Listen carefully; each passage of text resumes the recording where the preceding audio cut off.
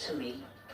Thankfully, Lindy's son's swift intervention stopped her losing even more money, but it was a close call. And with Matthew's grip on Lindy finally severed, Suffolk police began to investigate. Leave it with us, I'll speak to John and then we'll come back to you with an update. Okay, thank you. Cheers, bye-bye. John, don't worry, so can Mrs. Job just come in? Detective Sergeant Richard Last and cybersecurity expert John Greenwood are part of the cybercrime team investigating Lindy's case. They are all too aware of the power of super scams and the psychological hold that a fraudster can have on people like Lindy. They use that type of language that's going to draw that person in where they're filling them with confidence and trying to get that rapport, or putting the time pressure on it to basically get them in that position to make them as vulnerable as possible.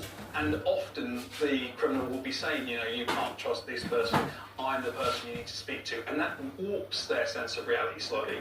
The police investigation goes on, as does fallout from the scam, which Lindy's other son has seen firsthand. The worst thing about this from my perspective is watching my mother being robbed. It's life-changing for her. The reality is she won't ever live her life the same again. We spoke to the financial institutions that looked after Lindy's money, and they all outlined extensive security checks they made with Lindy when her money was moved. One of her banks continues to investigate her case.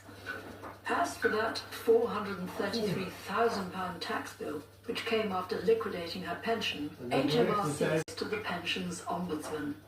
Finally, we spoke to Coinbase, the cryptocurrency platform that Lindy's scammer pretended to be representing, and it acknowledged the significant impact these crimes can have.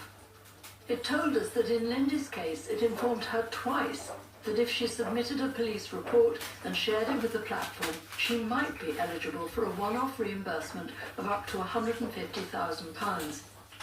It says no police report has so far been submitted, but this offer still stands. It added that it takes extensive security measures to ensure its customers' accounts remain as safe as possible, and that, in addition, it educates customers how to best secure their accounts, has a dedicated fraud investigations team, and specialised support for customers. In the meantime, Lindy is rebuilding her life. Hello, Bella, Bella, Bella. As soon as Matthew twigged that the police were onto him, he sent her one last message, and his true colours were revealed. Thank you for your money.